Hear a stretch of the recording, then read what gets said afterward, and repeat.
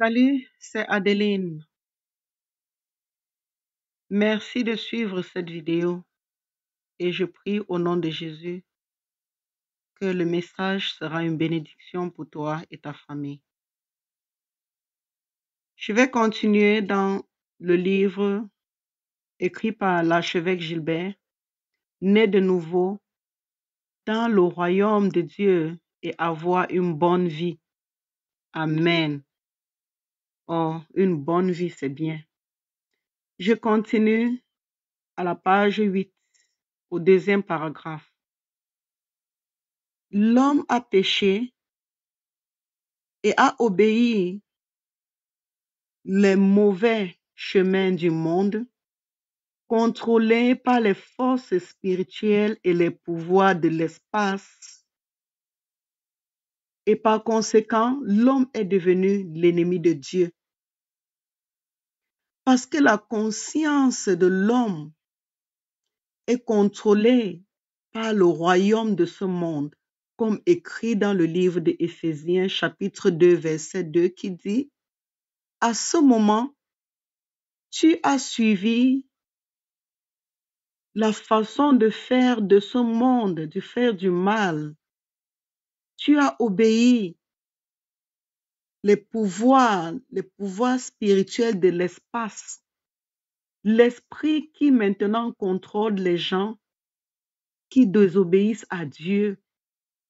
Donc, nous comprenons ici qu'il y a certaines choses que nous faisons qui sont contre la volonté de Dieu, parce qu'il y a des forces qui nous dominent, qui nous poussent à les faire. Prends un peu une seconde, réfléchis. Vois dans ta vie des choses que tu ne veux pas faire. Tu sais que c'est pas bon. Peut-être c'est l'alcool. Il y a des gens qui finissent leur argent à boire de l'alcool. Ils savent que ça prend toute leur économie, mais ils ne savent pas comment faire. Ils ne savent pas pourquoi. Dès qu'ils gagnent leur argent, il faut aller en boîte de nuit, il faut aller acheter l'alcool. Il faut boire, il faut fumer, il faut finir son argent. Peut-être c'est l'adultère, que étant une femme mariée, un homme marié, quelque chose te dit d'aller rencontrer une autre femme ou un autre homme, une force que quand tu commets l'acte, après tu dis pourquoi je l'ai fait. Le regret commence. Donc, cette partie consciente vient maintenant dire, mais pourquoi tu l'as fait? Peut-être c'est le vol.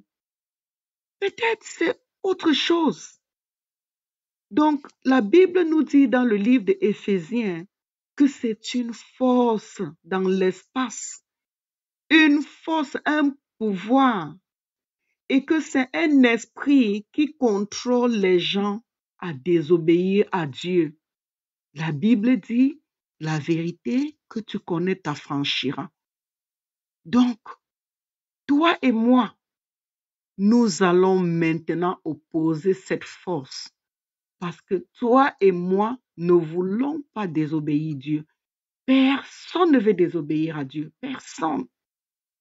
Mais puisque nous connaissons maintenant ce que le livre d'Éphésiens dit, oh, toi et moi maintenant, je viens contre toutes les forces, répète après moi, toute force qui oppresse ma mémoire, qui me fait désobéir à Dieu à partir de maintenant. Tu n'as plus de contrôle sur moi. Je suis Adeline, j'appartiens à Jésus, appelle ton nom. Tu dis, je refuse d'appartenir au monde, je refuse d'être contrôlé par cette force. Alléluia. En psychologie, nous avons aussi appris quand Sigmund Freud a démontré la théorie dynamique de personnalité. Il a expliqué brièvement, dans l'être humain a quelque chose dans lui qu'on appelle le id. ID, c'est en anglais, id. comme l'instinct animal. Vous avez entendu ce mot parfois, l'instinct animal. Donc, c'est une force qui est un principe de plaisir. Il veut la satisfaction maintenant. Cet instinct animal veut une satisfaction maintenant. Maintenant. Fais ceci maintenant. Et ça pousse. C'est une force qui est au-dessus de nos forces. Et Freud explique aussi à propos de ego, ce qu'on appelle le ego et le super ego. En anglais, c'est ego and super ego. Donc, ils sont là pour essayer de maîtriser le id. Je compare un peu ce que le philosophe a appelé id à cette force que le livre d'Éphésiens, chapitre 2, verset 2 nous dit qu'à ce moment, nous suivions le monde méchant, leur façon de faire. Nous obéissons à celui qui domine, à ce pouvoir de l'espace, ce pouvoir spirituel qui domine et qui font maintenant, qui contrôle les gens à désobéir Dieu, qui pousse les gens à commettre des actes que Dieu n'aime pas.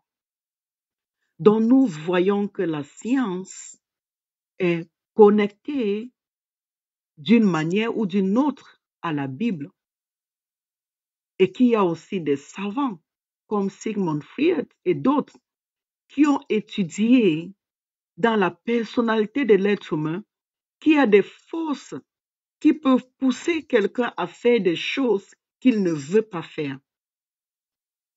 Mes frères et sœurs, la Bible dit, c'est la vérité que nous connaissons qui nous affranchiront. Maintenant, nous connaissons la vérité. Nous allons refuser toute oppression parce qu'en fin de compte, ces forces-là veulent nous rendre malheureux. À partir d'aujourd'hui, des choses que tu faisais, que je faisais, qu'on ne veut plus faire au nom de Jésus, je renonce. Répète après moi.